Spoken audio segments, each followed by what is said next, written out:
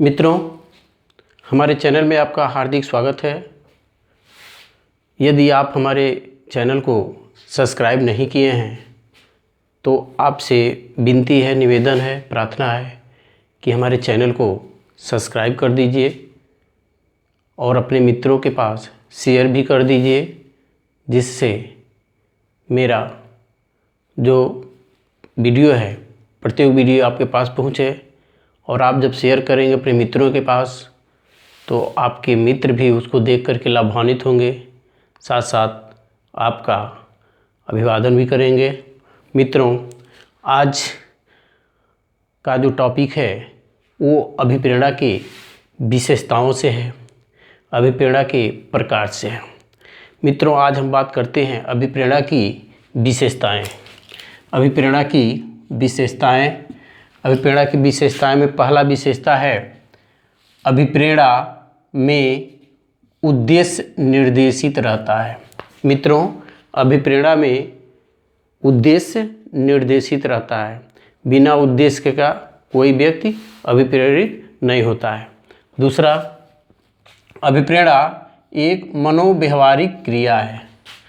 तीसरा, अभिप्रेरणा का जन्म किसी आवश्यकता के कारण होता है।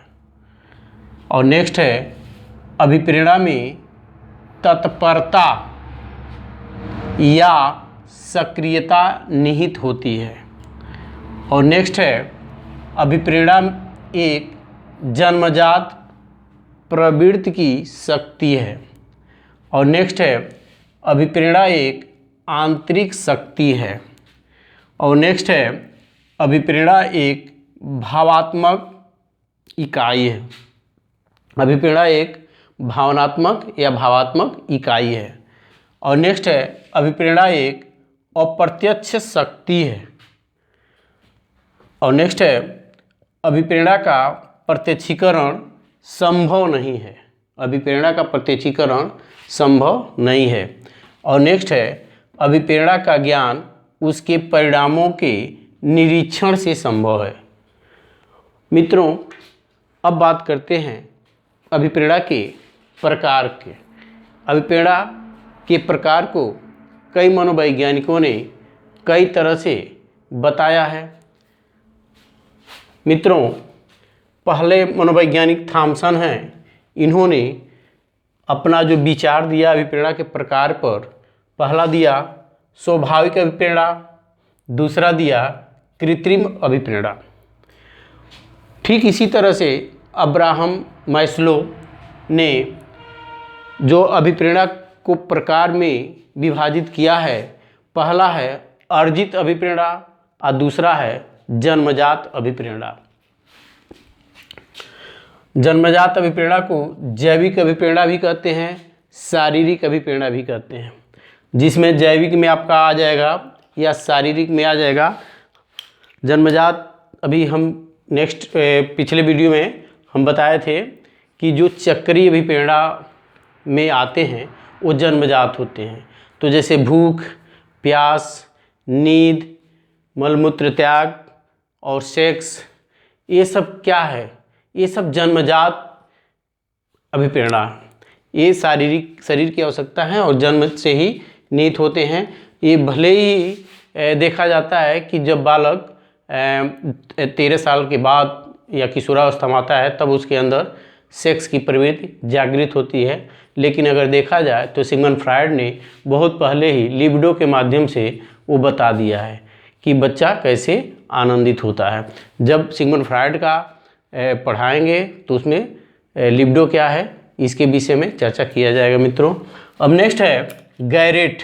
गैरेट के अनुसार जो अभिप्रेरणा के प्रकार हैं वो है जैविक अभिप्रेरणा, मनोवैज्ञानिक अभिप्रेरणा और सामाजिक अभिप्रेरणा। गैरेट ने 3 तरह के अभिप्रेरणा बताया है, जैविक अभिप्रेरणा, मनोवैज्ञानिक अभिप्रेरणा, सामाजिक अभिप्रेरणा। मित्रों, जो अब्राहम मैस्लो का अर्जित अभिप्रेरणा है, यहाँ पे देखिए अर्जित अभिप्रेरणा यहाँ बनाए हैं, उसमें भी कई तरह की अभिप्रेरणाएँ पाई जाती हैं, जिसमें अर्जित अभिप्रेरणा में 2 तरह का अभिप्रेरणा आता है। एक आता है व्यक्तिगत अभिप्रेरणा और दूसरा आता है सामाजिक अभिप्रेरणा। अब व्यक्तिगत अभिप्रेरणा में क्या है, अर्जित अभिप्रेरणा में बता रहे हैं। अर्जित अभिप्रेरणा में पहला क्या है, व्यक्तिगत अभिप्रेरणा, और दूसरा क्या है, सामाजिक अभिप्रेरणा।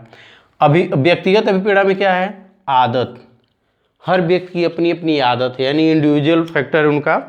हर व्यक्ति का सोने का, जागने का, स्नान करने का, पढ़ने का, किसी से बात करने का, किसी तरह रहने का, रहन सहन उनका, हर व्यक्ति का एक दूसरे से अलग मिलेगा आपका उसके रहन सहन में, उसकी आदत में। तो ये व्यक्तिगत अभिप्रेरणा है। दूसरा है जीवन लक्ष्य। हर व्यक्ति के जीवन का अलग अलग लक्ष्य होता है, अपना अलग अलग लक्ष्य होता है हर व्यक्ति का, उसका व्यक्तिगत जीवन है, व्यक्तिगत लक्ष्य है। नेक्स्ट है अभिरुचि। हर व्यक्ति का किसी उद्दीपक के प्रति, किसी पदार्थ के प्रति, किसी भी चीज़ के प्रति उसकी अपनी अपनी रुचि अलग अलग होती है। किसी को ज़्यादा तीखा पसंद होता है, किसी को ज़्यादा मीठा पसंद होता है, किसी को खट्टापन पसंद होता है। कोई एक व्यक्ति दूसरे को देख करके उसमें रुचि रखता है, उससे संतुष्ट होता है, दूसरा देख करके उसको नाखुश होता है। यानी कि हर व्यक्ति की अलग अलग रुचियाँ होती हैं। नेक्स्ट है अभिवृत्ति। हर वस्तु के प्रति व्यक्ति का धनात्मक या ऋणात्मक दृष्टिकोण रहता है, तो सबका अलग अलग दृष्टिकोण रहता है। नेक्स्ट है मित्रों अचेतन इच्छाएं। हर व्यक्ति के अचेतन इच्छाएं अलग अलग होती हैं। भले ही व्यक्ति कहता कुछ और है, लेकिन अंदर से कुछ और रहता है, सोचता कुछ और है, व्यवहार किसी तरह और करता है। तो हर व्यक्ति की अलग अलग अचेतन इच्छाएं होती हैं। और नेक्स्ट है मित्रों सामाजिक अभिप्रेरणा में पहला है उपलब्धि की आवश्यकता। अब उपलब्धि की आवश्यकता, ये मैक्लीलैंड या मैक्सीलैंड कह सकते हैं, मैक्लीलैंड मनोवैज्ञानिक ने उपलब्धि की आवश्यकता पे बहुत ज़्यादा शोध किया।